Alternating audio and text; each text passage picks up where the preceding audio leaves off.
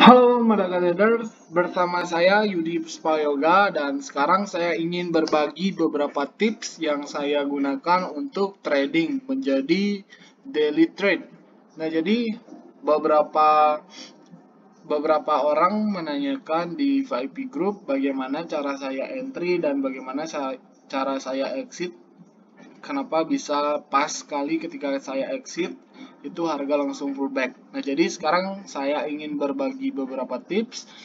Dan sebelum saya memulai, jangan lupa di Mandaka Academy itu ada trading contest untuk para rekan-rekan yang sudah bertrading pemula ataupun profesional. Itu boleh ikut di trading contest ini karena trading contest ini menggunakan demo account. Jadi bisa daftar di search di linknya itu di www.mandakaacademy.com. Nanti di sana akan muncul pop up trading contest dan rekan-rekan semua bisa mendaftar di sana. Nah, jadi sekarang saya ingin memulai. Kita remove dan kita cek di time frame 4 jam. Bagaimana cara saya mengidentifikasi head and shoulder yang lebih akurat. Nah, di sini kita melihat ada head and shoulder, yang dimana head and shoulder ini, saya melihatnya ini head and shoulder yang lebih akurat ketimbang head and shoulder yang biasanya terjadi. Mengapa? Karena di sini kita bisa melihat adanya, di sini ada higher high, higher low, higher high, higher low. Nah, di sini di time frame kecil, di time frame 1 jam, di sini dia sudah membuat higher low dan di sini membuat lower high. Kita harus bisa melihat dengan jeli adanya pergantian dari higher high menjadi higher low dan sudah berganti menjadi lower high kemudian lower low. Mengapa saya bilang pattern head and shoulder ini lebih akurat? Karena di sini sudah menjadi lower low dan di sini masih menjadi lower high. Jadi ketika kita breakdown time frame-nya itu, misalkan kita masuk ke 1 jam, itu lebih jelas lagi. Nah, di sini sudah ada konfirmasi lower high dan di sini sudah ada lower low. Kemudian di sini dia menjadi lower low versi 4 jam. Nah, di sini kita akan melihat seberapa akurat head and shoulder di Euro USD ini. Nah, jadi head and shoulder yang biasanya itu kan seperti flat gitu. Jadi patternnya itu flat. Kebetulan ini lebih masuk dan sudah terkonfirm sebagai lower low. Nah, head and shoulder yang biasanya kita lihat itu flat. Nah, di sini flat banget. Jadi saya lebih prefer ke head and shoulder yang masuk ke area ini ketimbang yang flat. Karena di sini sudah terkonfirm menjadi lower low. Kemungkinan besar berarti di sini akan menjadi lower high dan kemungkinan besar dia akan membuat lower low yang lebih dalam.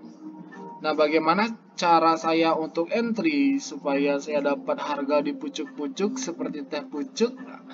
Itu kita masuk ke time frame 1 jam terlebih dahulu, kita breakdown time frame menggunakan multi time frame analysis.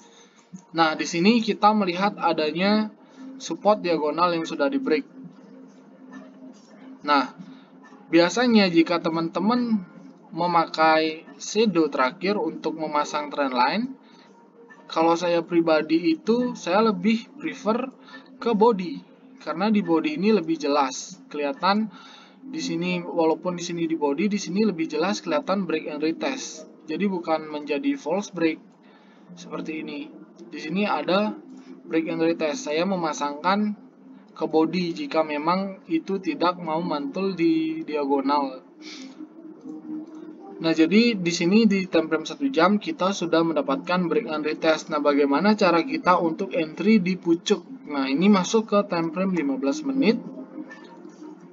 Masuk ke time frame 15 menit, kita melihat di sini ada resistance sebelumnya.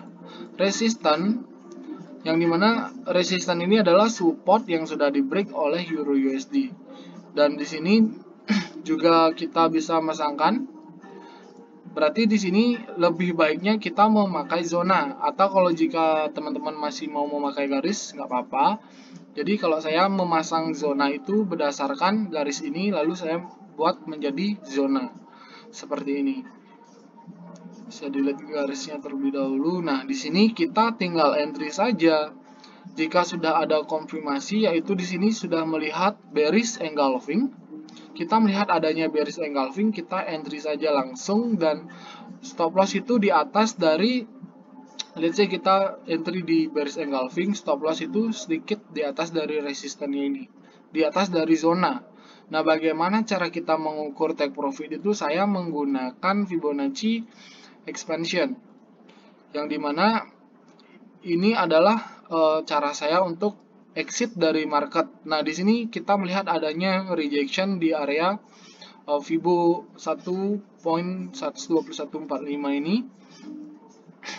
Nah, di sini kita bisa exit ketika sudah ada candle reject. Ke reject 2 kali, saya langsung exit. Jadi seperti itu cara saya bagaimana saya bisa exit langsung harga pullback naik.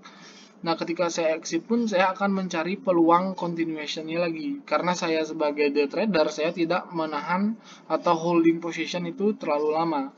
Mungkin ketika sudah ada rejection, saya langsung exit, dan ketika dia pullback lagi, saya langsung entry, seperti itu. Nah, jadi semoga tips ini bisa membantu rekan-rekan Mandaka dan memberikan insight. Dan saya ingin mengucapkan salam Mandaka cuan. Thank you for watching. Dan jangan lupa di-share ke teman-teman yang membutuhkan.